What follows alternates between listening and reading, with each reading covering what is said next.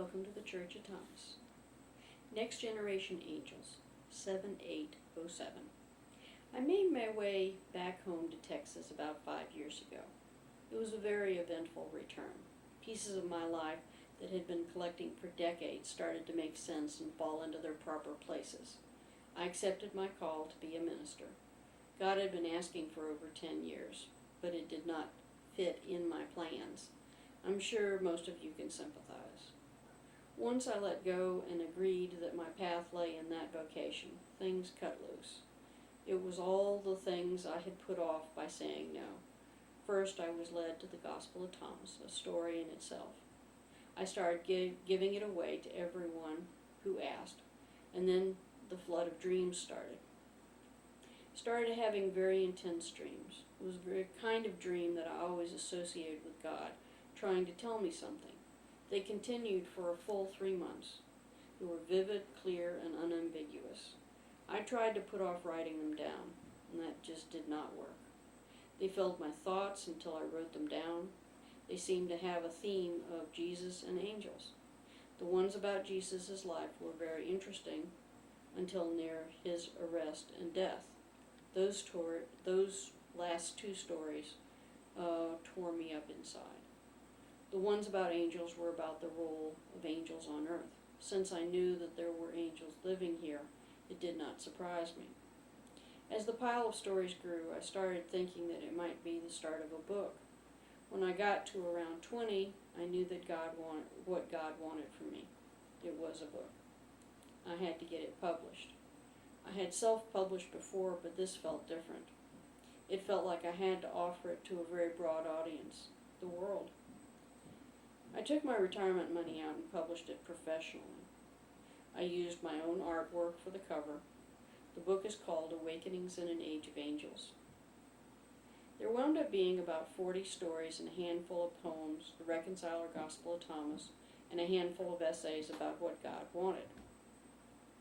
There was a section about Jesus' life and conception to resurrection. There was a section of stories and parables pertaining to angels, past and present, and parables to help people cope with modern issues.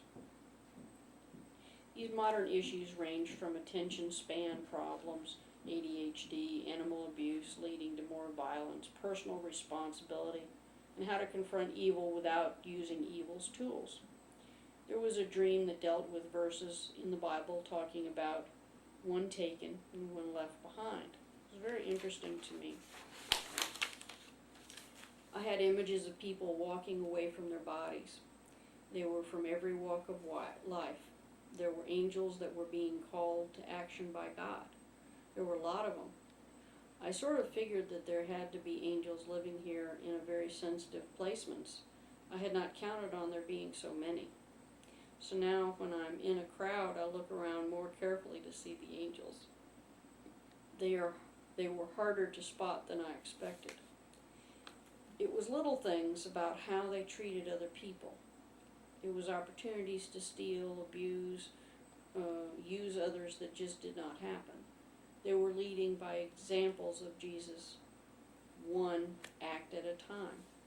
In the dream, I also saw that not all the people I thought were probably angels dropped their bodies. I was frankly very confused. God told me that because there would be a time when all who were made as angels would be needed, there was a plan for their successors. There would come a point when angels on earth would not come in pairs as they had been made in the beginning. Evil adapted to that strength to turn it into an Achilles heel. The pairs of angels could be crippled by killing one of them. When their mate died, they lost a great deal of their strength. God knew the time would come for a new kind of angel. Some people who are not angels have volunteered to help God over many missions, and there are those who choose to come do something that would change things for the better. They did these things to help people know God. How many of you have known a youngster who was dying that lifted the spirits of all the people around them? How many people have you known that seemed to model self-destructive behavior at a time you considered doing it? Maybe you saw what what they went through and decided to avoid the same mistakes. There may be someone you have heard saving a child from drowning, burning, or abuse only to die themselves. God told me that these are the successors of the original older angels. They are becoming the next generation of angels. They will be the ones that stay to minister after the older angels live their last lives on earth. These next generation angels are human souls who have matured to the point of filling much bigger shoes. Through dedication and many trials, they have earned a chance to do greater good. God told me that many of these people do not know they volunteered for hazard duty. Most people do not remember heaven once they are not young children. They may remember a feeling of belonging. They're not perfect, and they do not have to be.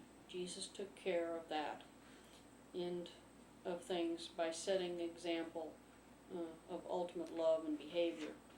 The next generation angels make as many mistakes as everybody else. It is not the mistakes that make the next generation angels who they are. It is the rising back from the fall, their grace in victory and in defeat. It is their trying to help others even though they are hurting as well. It is the mark of a maturing soul to do these things. They can choose to live up to their duty or turn from it. Every life that they manage to rise above the trials, they grow a little stronger. Every lifetime they help more than fall, they grow. Every life they model good instead of evil, they grow. God has shown me something that explained a lot.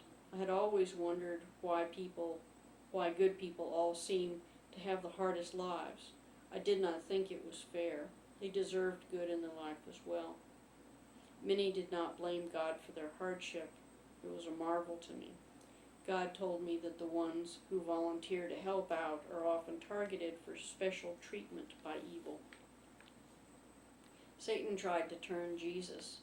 It makes sense that any good person would be a target for oppression.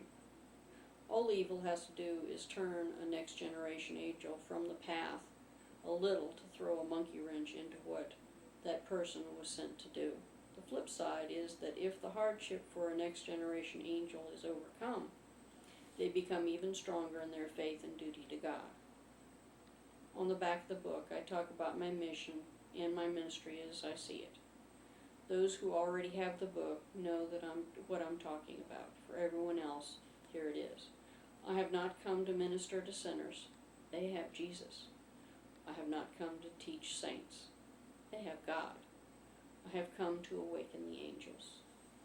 I call on all of you to consider why God has you here. What is your mission? Are you rising after you fall? Are you modeling Jesus' behavior? Have you let evil blind you to what you know is right? Have you taken the path of least resistance? I want each of you to ask God why you are here. I will be your sounding board if you like. When evil tries to keep you down, I will stand beside you to help you back up. When it is called for, I will shield you until you can catch your breath again. I believe God called you to read my sermons for a reason. You belong here. Not all, but many of you are here to learn who you are. I recognize some of you as the next generation angels that I seek. God bless the whole world, no exception.